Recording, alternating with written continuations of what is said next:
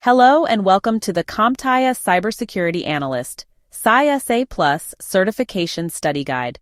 In this video, we will discuss Chapter 11.4, More Post-Incident Activities. Please like, subscribe, and leave a comment. Cloud Resources.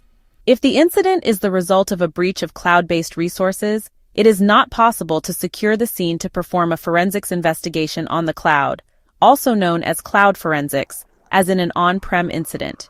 When dealing with a cloud incident, the following should be considered. A primary concern is to ensure that the digital evidence has not been tampered with by third parties, so it can be admissible in a court of law. In Software as a Service, SaaS, and Platform as a Service, PaaS models, because customers do not have control of the hardware, they must depend on the cloud service providers for accumulating log data. A right to audit clause in a cloud contract gives the customer the legal right to review the logs, and these should be negotiated in advance. When a cloud customer is notified by its cloud service provider that an incident occurred, the immediate response from the customer's in-house legal and IT teams will be to ask for details about the scope of the impact. Unless they are contractually obligated, the cloud provider may take weeks or even months to provide its client with details as they perform an investigation. However, once the cloud customer has been notified, the clock has started ticking regarding data breach notification law deadlines. This can place the cloud customer in an awkward situation. The legal regulatory jurisdiction laws that govern the site in which the cloud data resides may present difficulties. For example, a court order issued in a jurisdiction where the cloud data center is located will likely not be applicable to another jurisdiction in another country. When creating a cloud platform, the customer can often choose the region in which the data will reside. It is at this time that issues regarding jurisdiction should be considered, and the region chosen carefully. Generate IOC. Post-incident activities cannot be accurately performed unless the evidence of the attack has been retained, known as evidence retention. Preserving critical electronic evidence during a cybersecurity incident is essential to use after the incident to fully understand all the parts of the attack. Evidence retention is also vital to establish a basis for further investigation. Incident responders must be properly trained in order to be fully prepared to contain and remediate the incident as quickly as possible. However, responders must be careful not to rush the collection of evidence because this could destroy or compromise items of evidentiary value, which could identify attackers' methodology and how the system was compromised. Items of evidence must also be appropriately collected in accordance with established regulations so that evidence can assist law enforcement in successful prosecution of the crime. One of the primary uses of retained evidence is to generate IOC. IOC can be used to clean up and identify the compromised endpoints within the organization, create custom signatures for future detections, and share them with the broader security community. Evidence and artifacts left by attackers such as running malware processes, dropped malware into systems, and logs that show adversary lateral movement can all be used to generate IOC. Other IOC include hashes of executable malware, identification of C&C Internet Protocol, IP addresses, domains and subdomains used by threat actors, and changes to network traffic levels. Sharing IOC with the security community at large is also important.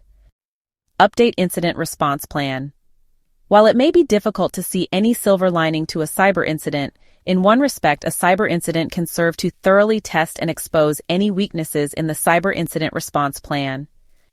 Cyber Incident Response Plan, Goal Review Questions. Preparation. Did we equip our users and systems to handle the incident as it happened? Identification. Were we able to promptly decide if the action was a cybersecurity incident that required an immediate response? Analysis. Could we determine how the incident functioned? Did we identify the affected systems? How accurate was our assessment of the overall impact? Containment. Did we isolate the affected systems promptly to prevent further damage? Eradication. Did we make the correct determination as to how to remove the affected system from production? Recovery. Were our recovery efforts timely? Follow-up? Was our review clear and detailed? Assess the cyber incident. Assessing means to evaluate or judge. It is critical to evaluate the cyber incident so as to lessen the chance of a reoccurrence by taking corrective actions and documenting the event. This is also called creating lessons learned. Assessing a cyber incident involves examining metrics and key performance indicators and performing a root cause analysis. Examine metrics and key performance indicators, KPIs. Metrics are the quantifiable results that come from measuring, while key performance indicators are used to measure crucial security initiatives. Metrics and KPIs can be used in helping assess cyber incidents. Table 11, 6 lists several cybersecurity KPIs. These are illustrated in Figure 11, 7. Mean time to detect. Mean time to detect is the average time it takes for a cybersecurity team to discover an incident in the organization's environment. Mean time to alert. The mean time to alert is the average time for a system to generate an alert so that action is taken by either a human or an automated system. Mean time to respond. The mean time to respond is the average time to react to a cyber incident from when the alert first occurred. Mean time to mitigate. The mean time to mitigate is from the customer's point of view as to when they are no longer affected or stop seeing problems. Although the Security Operations Center or SOC may still be working on the problem, but it is no longer apparent to the customer. Mean time to remediate. Remediate applies to when the incident response is completed from the responder's perspective. So the mean time to remediate is the average time for the response to be finished. Although sometimes abbreviations are used with the KPIs, there are a number of KPIs with overlapping abbreviations that can cause confusion. For example, the R in MTTR can stand for repair, recovery, respond, or resolve, and each of these are cybersecurity KPIs. To avoid confusion, it is recommended that abbreviations be avoided. The industry values of cybersecurity KPIs are shocking. In 2023, the mean time to detect and respond to a ransomware attack was 326 days and 277 days for other types of data breaches. The most common cause of data breaches, stolen or compromised credentials, took 327 days to identify. One reason for poor KPIs is attributed to extremely high alert volume, or the number of notifications that a SOC continually receives. This produces fatigue and makes it difficult for a SOC analyst to identify true threats, remediate the threats, and spend time on strategy and process improvements. The numbers associated with potential attacks are mind-boggling. The SOC at the Los Angeles Port Authority stops about 40 million attempted cyber attacks each month. Managed Service Provider, MSP, Netcraft analyzes from its customers over 5 million threat reports and suspicious web addresses daily. A root cause analysis, RCA, is a method of identifying and solving the underlying factors that contributed to a cybersecurity incident. The goal of an RCA is to mitigate or prevent future attacks and improve the overall security posture by learning from mistakes. RCA is a systematic and team-oriented process of finding and addressing the underlying causes of an incident.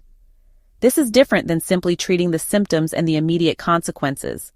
It looks at understanding why an incident occurred, what factors enabled and facilitated it, and what actions or changes are needed to prevent or reduce the likelihood of recurrence again.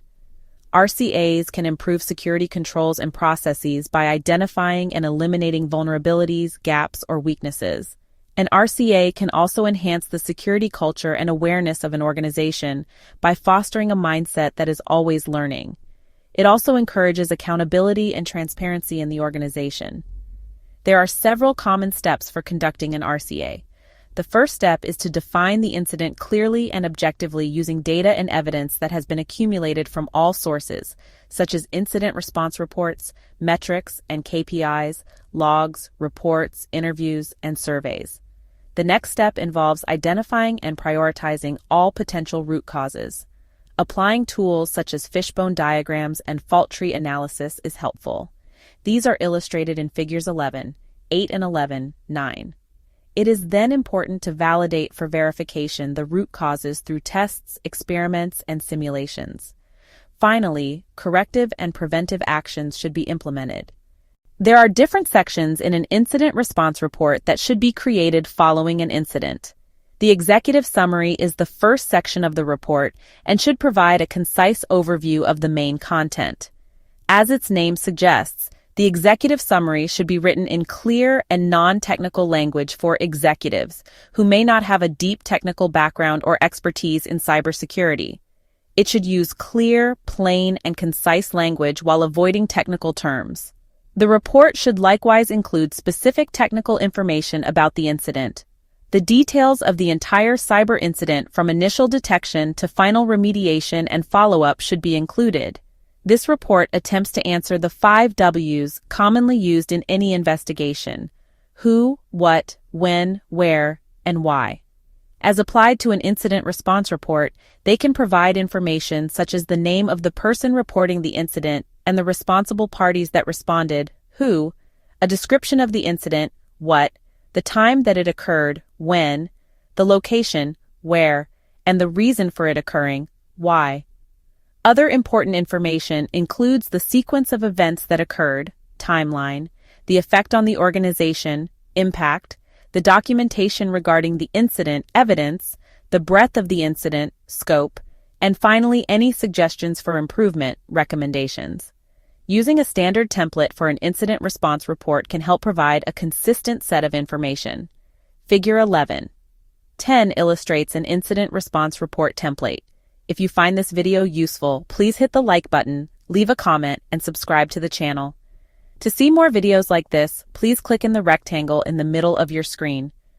To see other videos from this channel, please click the circle on the bottom right. Thanks for watching. We will see you on the next one.